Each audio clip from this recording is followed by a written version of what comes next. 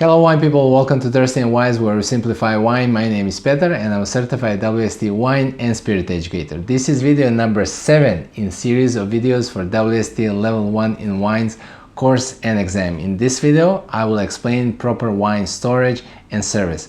On Thirsty and Wise YouTube channel, we are building a community of wine people that want to learn about wine with understanding. And we also organize WSET classes and exams in person and online. So if you want to learn about wine with understanding and you want to get certified, you're in the right place. Please reach out and we will create a wine program that suits your needs. And let's start this video. Okay, wine people, in this video we will talk about how to properly store and serve wine. So we're going to be talking about storing wine, service temperature, glassware, opening a still wine, opening a sparkling wine, serving wine, and keeping wines fresh after it's open. So this is video number 7 in the WSET Level 1 in Wines series. If you didn't watch the previous videos, everything that we talked about, what is wine, where it's grown, types and styles of wine, grape varieties, and 16 wines that you need to know for level 1 in wines, please do, because it has much more sense if you're watching from beginning towards the end. Okay, so let's start. So storing wine. Why to store? First of all, you need to store wine properly. If you don't store wine properly, it can get damaged. The idea is to store wine properly and to serve it in the best possible condition to get most out of it. So three things that you need to be focusing on when storing wine. It is to store it in a place where it has cool and constant temperature. Wine, if it's stored at warm temperature, it can age much faster and it will not be fresh when it's served. Avoid direct sunlight. Wine needs to be stored in a location where there is no light or minimum light, so it doesn't affect the flavors of the wine. If it has a lot of light can actually damage the flavors of the wine. Store bottles with a cork on their side. So if you have wine bottles that have natural cork, and if you're planning to store them for a longer period of time, make sure they're stored horizontally so the cork is in contact with the wine, so the cork doesn't get dry. If it gets dry, it's going to crack. If it cracks, it's going to get oxidized. If it's a bottle of wine that has a screw cap, it can be stored upright, no problem. So 3 things: cool and constant temperature, avoid sunlight, and store bottles with a cork on their side.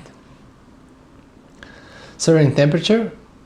Different styles of wine show best characteristics and taste best at different temperatures. I'm going to mention which wine to serve at what temperature, and I'm going to explain the reasoning behind it.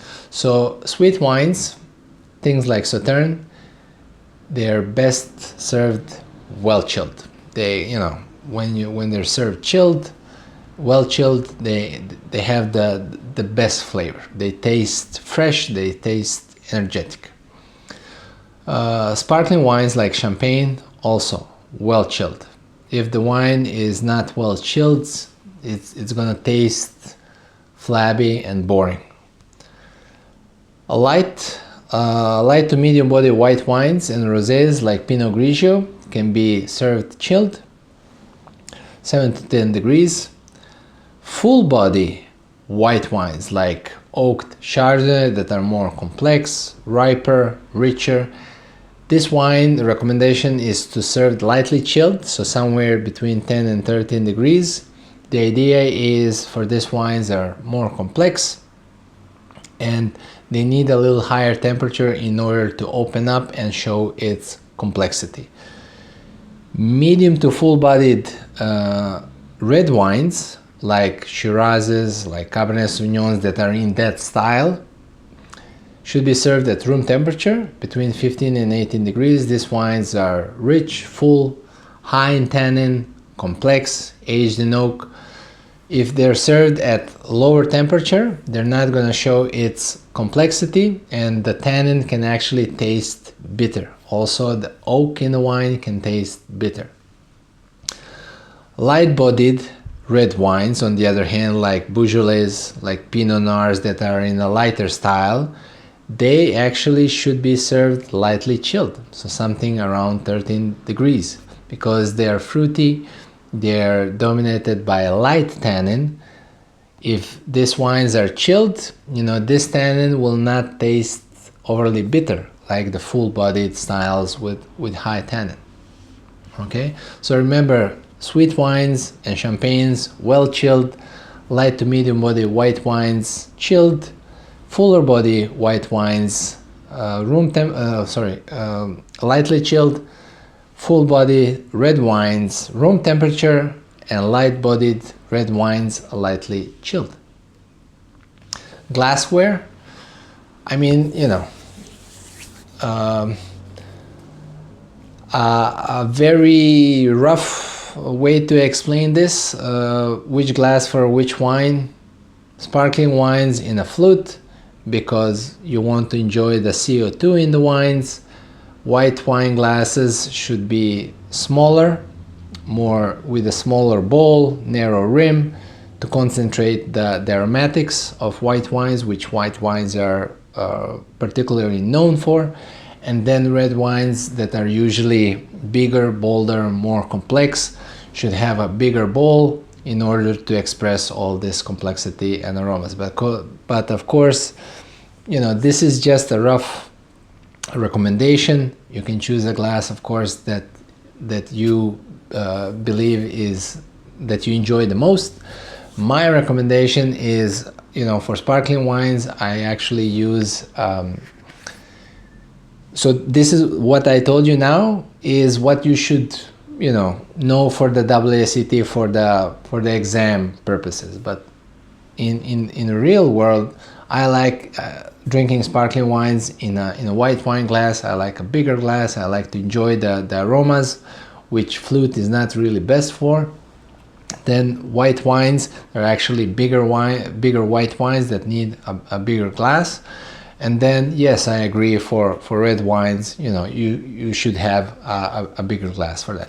But the most important part for all three glasses is to have a nice glass. You're not going to regret it. Have a nice glass. What means a nice glass? Well, it has a thin rim on top. Okay? Have a nice glass. You're going to enjoy the wine better.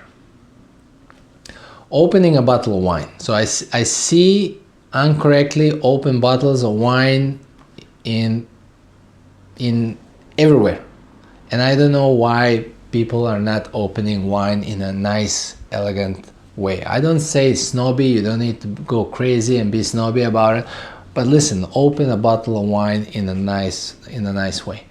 So if it's a screw cap, it's very easy. You just untwist it and it's open. But with the wines that have a natural cork, let's do it in a nice way. What I mean by that, it's very simple. All right, here, this picture is amazing. Don't cut it here, cut here. So the wine bottle has two lips. It has a very thin top lip and a wider bottom lip. Wines are always cut, the foil is always cut with a wine opener on the bottom lip. Cut it on the bottom lip, do two, three twists on each side. Cut it nicely. The idea is, if you cut it on the top lip, the wine can get in contact with the foil. It's maybe made from aluminum. It can contaminate the wine. It's a very easy solution.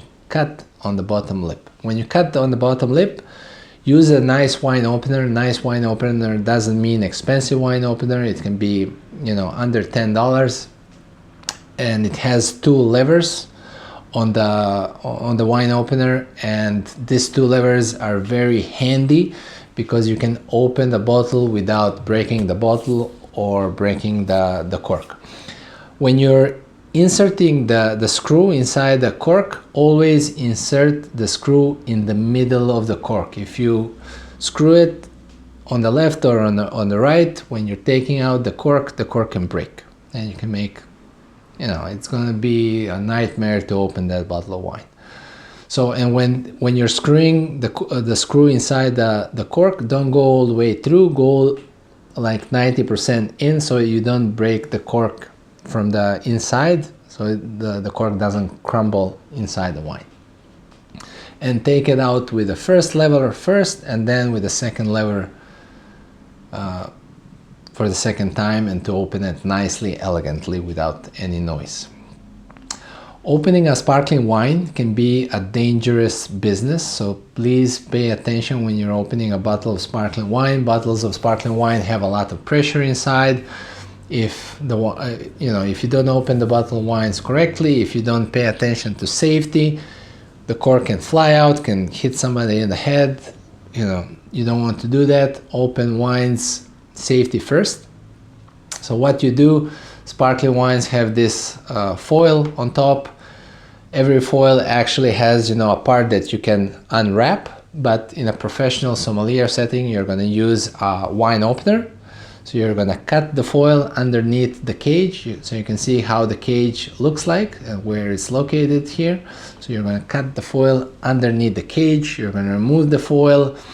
The cage has this screw, metal cage, and it has this screw. It's always screwed 6 times. So when you're unscrewing the cage, it's always 6 twists. So before taking out the cage, you need to place your thumb on top of the cork. You're gonna position the bottle like in this picture. You're gonna tilt the bottle a little bit, like 45 degrees, 30 degrees, 45 degrees. And then when you're unscrewing it, when you start unscrewing the cage, you need to have your thumb on top of the cage at every single point. Don't try to unscrew the cage and remove the cage. Open the bottle with the cage on top, all right? Because the bottle can pop any moment. Sometimes the bottles are difficult to open, sometimes they fly away without even opening them, all right? So when you start opening, put the thumb on the top of the cork and start unwinding the cage. When you unwind the cage, jiggle it a little bit left and right, so you unloosen the cage from the bottle, and then tilt it 30 to 45 degrees. That will actually lower down the pressure in the bottle, not to go straight in the cork, but in the shoulder of the bottle. And then don't twist the cage and the top of the bottle. Twist the bottom part of the bottle. Twisting that left and right, back and forward, until you're going to notice pressure building inside the cork, and then open the bottle without much noise. If you won Formula 1, go crazy. Serving wine. So the proper temperature for wine styles, clean glass, and that the wine is correct. So when you're serving a bottle of wine, you want to put all these things together so you have the best experience. So what you need for the best experience for the wine, something that's not mentioned here or in the book, but you need to have good company. Don't drink alone, have good friends, good people next to you. Proper temperature, depending on the style of wine. Have clean glasses, nice glasses, appropriate glass for the wine. And make sure that if you're in a restaurant or you're serving a wine, make sure that you're serving the correct wine. Check with your guests, or you as a guest, check if the bottle that is being opened is the correct one. When you're drinking a wine, especially home, and you're not finishing a bottle of wine, there's few things that you can use to keep the wines fresh until your next serve. You can use a simple cheap solution, which is called Vacuum system. Vacuum is the brand, but it's called a vacuum system. So you have this. How does it work? You have this silicone cap. You put it on the top of the bottle inside the cork, instead of the cork, and then you use this pump, vacuum pump, to pump air outside of the bottle. You're gonna pump out the air until you hear like a click noise, and that means that you removed all the air from inside the bottle. And you're gonna keep the wine in the fridge. Even if it's a red wine, keep it in the fridge. It will slow down the oxidation process. So you remove the air, keep it in the fridge. You're gonna slow down the oxidation process. You know, don't wait for a month to try this wine again. You know, this will keep the wine fresh for a few days up to a week. A more expensive way to do it is with a blanket system. A blanket system means usually people use Coravin. Coravin is a machine that looks like this. So what Coravin does, you know, it has a needle part that goes inside the cork. So you cannot open an aluminum screw cap bottle with this. It needs to be natural cork. The needle goes inside the cork. It takes out the amount of wine that you want to pour, like in this picture, and replaces the wine that is poured out with argon gas. So that argon gas stays as a blanket on top of the wine, protecting it from oxidation. So this is a blanket system. Again, in my personal experience, I would keep the wines in the fridge again. Okay, so vacuum system, blanket system. So now let's test how much you know. So how should wines sealed with a cork be stored? Standing upright, on their side, upside down, in a tilted position. I would say B, on their side, with a natural cork. What is ideal storage condition for wine? In direct sunlight, at a cool constant temperature, near a radiator, in a warm and humid environment. The correct answer is B, at a cool and constant temperature. Aging wine is like sleeping for people, honestly. You know, you don't want noise, you don't want vibrations, you want to have a constant temperature without any light. What is a recommended serving temperature for sweet wines? Room temperature, well chilled, light chilled, warm. The correct answer is B, well chilled. What is ideal serving temperature for medium to full-bodied red wines? Room temperature, well chilled, lightly chilled, chilled. The correct answer is A, room temperature. Why is it important to avoid bright light and heat when storing wine? To preserve wine's flavors and prevent it from tasting stale, to ensure cork doesn't dry out, to keep wines from becoming overly acidic, to prevent wine from fermenting again. The correct answer is B, to prevent wine's flavors and to preserve wine's flavors and prevent it from tasting stale. What helps reduce pressure when opening a bottle of sparkling wine? Keeping the bottle warm, chilling the wine, removing the cork quickly, loosening the wire cage slowly. So actually I did not mention this, but the correct answer is B, chilling the wine. So chilling the wine actually reduces the temperature in the bottle. So when you're opening a bottle of sparkling wine, please make sure safety first and make sure the bottle is well chilled. What type of glass is typically used for sparkling wines? A flute, a wide bowl, a tumbler, a stemless glass? Correct answer is A, a flute. What is proper way to control the cork when opening a sparkling wine? Hold the bottle upright and pull the cork quickly. Hold the bottle at the angle and ease the cork slowly. Remove the cork without holding it. Use a knife to loosen the cork. The correct answer is B. Hold the bottle at the angle and ease the cork out slowly. What happens to wine when exposed to air after opening? It becomes sweeter, it starts to lose its freshness and becomes stale, it increases in alcohol content, it improves its flavor over time. I also didn't fully explain this maybe, but when you're opening a bottle of wine, the wine gets attacked by the oxygen and it starts rapid oxidation. So it starts to lose its freshness and becomes stale. But we talked about two methods that you can use to slow down this process. What tool is used to keep wine fresh by removing air from the bottle? so removing air. Blanket system, vacuum system, decanter, ice bucket. The correct answer is B, vacuum system. Wine people, thanks so much for watching this video. Today we talked about proper wine storage and service. In the next video we will talk about WSET Level 1 in wines, systematic approach to tasting, and principles of food and wine pairing. Today's reason why you could start learning about wine is because you can properly store and serve your wine. I'm interested why you're interested in wine, why you're studying in wine, and can I help? Can I be part of your wine journey? Can I be your personal wine educator?